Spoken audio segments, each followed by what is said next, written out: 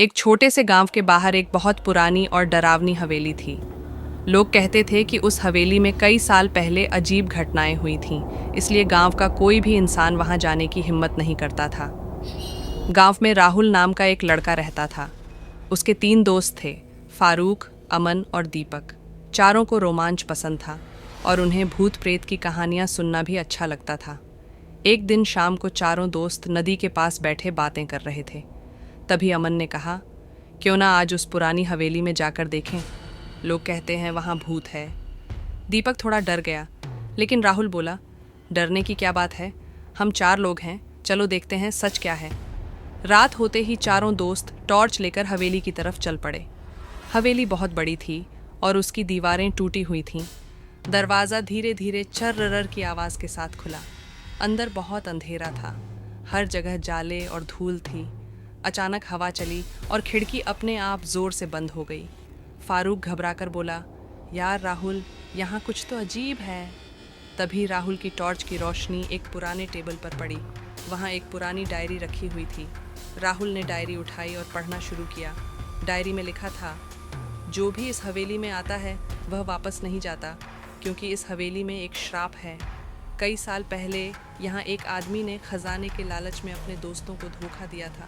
उसी दिन से इस हवेली में अजीब परछाइयाँ घूमती हैं। इतना पढ़ते ही ऊपर से किसी के चलने की आवाज़ आई। थक थक थक। चारों दोस्त डर कर एक दूसरे को देखने लगे। अचानक सीढ़ियों के पास एक सफ़ेद परछाई दिखाई दी।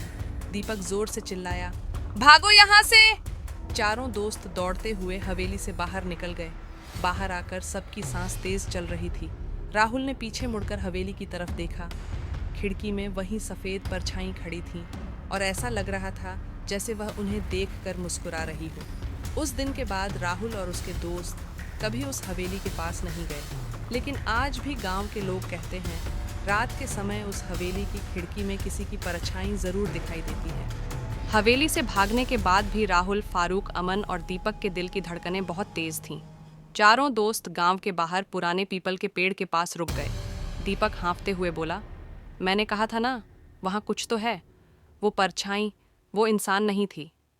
फारूक ने धीरे से कहा, और वो डायरी, उसमें जो लिखा था, क्या वो सच हो सकता है?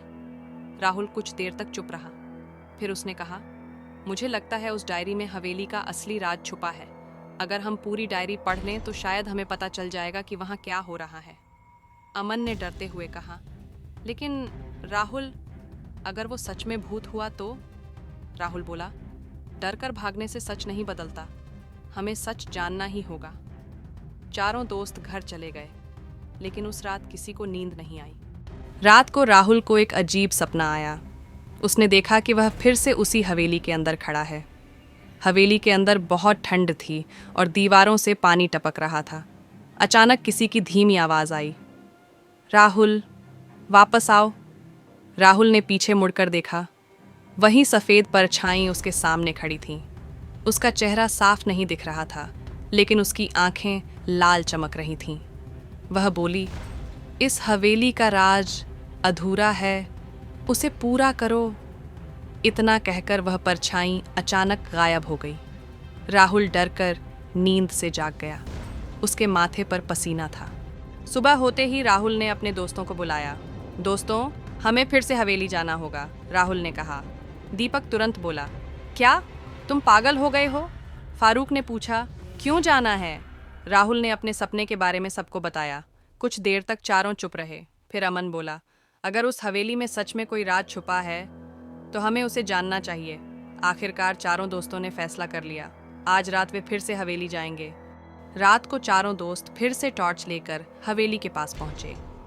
आज हवेली पहले से भी ज़्यादा डरावनी लग रही थी। हवा तेज़ चल रही थी और पेड़ों की टहनियाँ अजीब आवाज़ें कर रही थीं।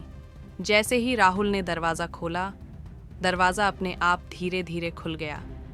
छर्रर, दीपक ने धीरे से कहा, लगता है कोई हमारा इंतज़ार कर रहा है। चारों दोस्त अंदर चले गए।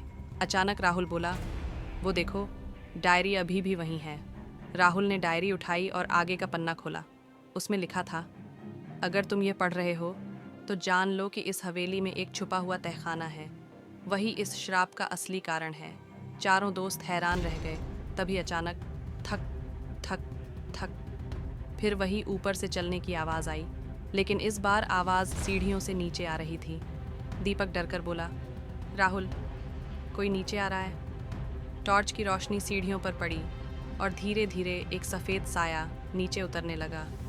चारों दोस्तों की सांसें रुक गईं। फारूक धीरे से बोला, ये इंसान नहीं है। और तभी उस परछाई ने सिर उठाया और उसकी आंखें अचानक खून की तरह लाल चमकने लगीं। सीढ़ियों से उतरती हुई सफ़ेद परछाई धीरे धीरे चारों दोस्तों के सामने आ रही थी। हवेली के अंदर अजीब सी ठंड फैल गई थी। राहुल के हाथ में पकड़ी टॉर्च हल्की हल्की कांप रही थी।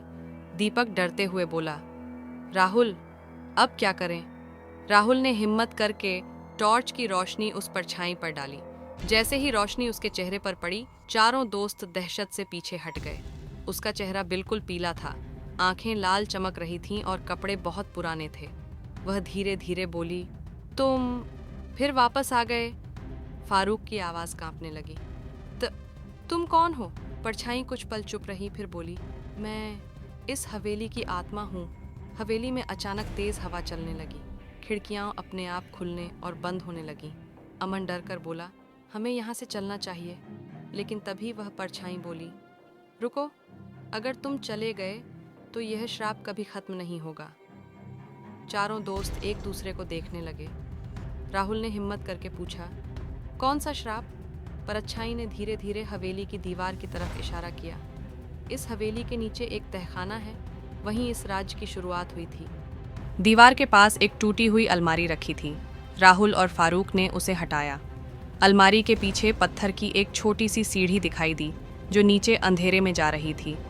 दीपक घबराकर बोला, मुझे अच्छा नहीं लग रहा, नीचे मत चलो। लेकिन राहुल बोला, अब जब यहाँ तक आ गए हैं तो सच जानकर ही जाएंगे। चारों दोस्त धीरे धीरे सीढ़ियों से नीचे उतरने लगे। जैसे जैसे वे नीचे जा रहे थे, हवा और ठंडी होती जा रही थी। नीचे पहुंचकर उन्होंने देखा कि वहां एक बड़ा पुराना कमरा था। कमरे के बीच में एक लकड़ी का संदूक रखा हुआ था। अमन बोला, शायद यही वो खजाना है जिसके बारे में डायरी में लिखा था। राहुल धीरे धीरे संदूक के पास गया। जैसे ही उसने संदूक खोला, अंदर सोना नहीं बल्कि बहुत सारी पुरानी हड्डियां थीं। चारों दोस्त डर से पीछे हट गए। तभी अचानक पीछे से वही परछाई फिर दिखाई दी। वह बोली, ये मेरे दोस्तों की हड्डियां हैं। चारों दोस्त चौंक गए। परछाई ने कहा, बहुत साल पहले हम 4 दोस्त इस हवेली में रहते थे। एक रात हमें इस तहखाने में खजाने का पता चला, लेकिन हमारे ही एक दोस्त ने लालच में हमें धोखा दिया। राहुल ने पूछा, फिर क्या हुआ? परछाई की आवाज़ भारी हो गई। उसने हमें इसी तहखाने में बंद कर दिया और हम कभी बाहर नहीं जा पाए। हवेली के अंदर अचानक अजीब आवाज़ें गूंजने लगीं। तभी कमरे की दीवारों से और भी परछाइयाँ निकलने लगीं। दीपक डरकर चिल्लाया, राहुल, यहाँ बहुत सारी आत्माएं हैं। फारूक बोला, हमें अभी यहाँ से निकलना होगा। लेकिन तभी तहखाने का दरवाज़ा ज़ोर से बंद हो गया। धड़ाम। चारों दोस्त अंदर फंस चुके थे और अंधेरे में कई लाल चमकती आंखें उन्हें घूर रही थीं। चारों दोस्त, राहुल, फारूक, अमन और दीपक, अंधेरे में खड़े थे। चारों तरफ अजीब फुसफुसाहट की आवाज़ें गूंज रही थीं। अचानक वही सफ़ेद परछाई उनके सामने प्रकट हुई। उसकी लाल चमकती आंखें सीधे राहुल की तरफ देख रही थीं। फिर उसने भारी आवाज़ में कहा, अगर तुम लोग इस हवेली से बाहर जाना चाहते हो तो तुम लोगों में से एक को मरना होगा। ये सुनते ही चारों दोस्त सन्न रह गए। दीपक कांपते हुए बोला, ये कैसा मजाक है? परछाई जोर से हंसी। पूरे तहखाने में उसकी हंसी गूंजने लगी।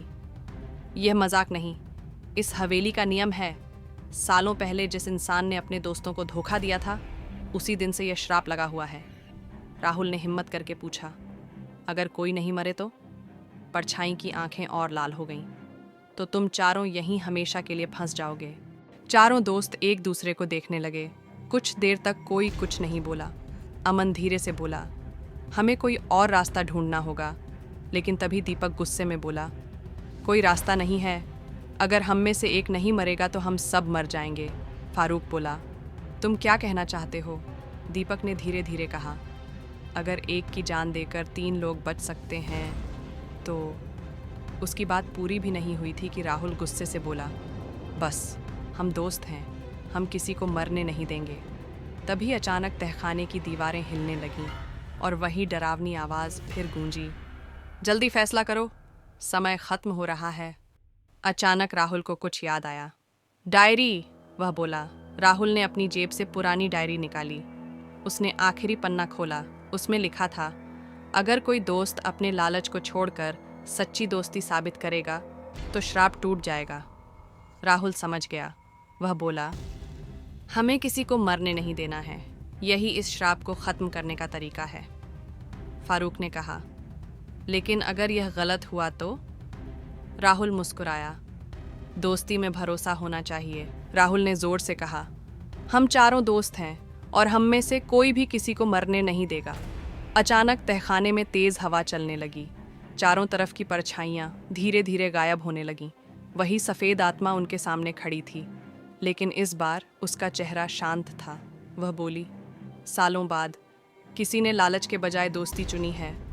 तहखाने का दरवाज़ा अपने आप खुल गया। आत्मा धीरे से बोली, अब तुम लोग आज़ाद हो और इस हवेली का श्राप खत्म हो चुका है।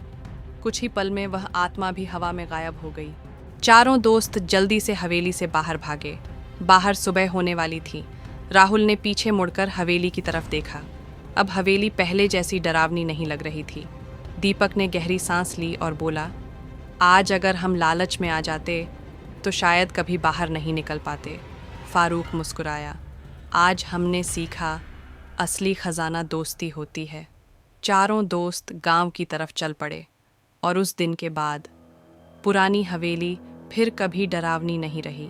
दोस्तों, अगर आपको यह डरावनी कहानी पसंद आई हो तो वीडियो को लाइक ज़रूर करें और ऐसे ही नई नई हॉरर कहानियाँ सुनने के लिए मेरे चैनल कहानी स्टूडियो 12 PM को सब्सक्राइब करना मत भूलना। आपका एक सब्सक्राइब हमें और भी अच्छी कहानियाँ लाने के लिए मोटिवेशन देता है। तो जल्दी से सब्सक्राइब करें कहानी स्टूडियो। 12 बजे PM और बेल आइकन भी दबा दें ताकि हर नई कहानी सबसे पहले आपको मिले।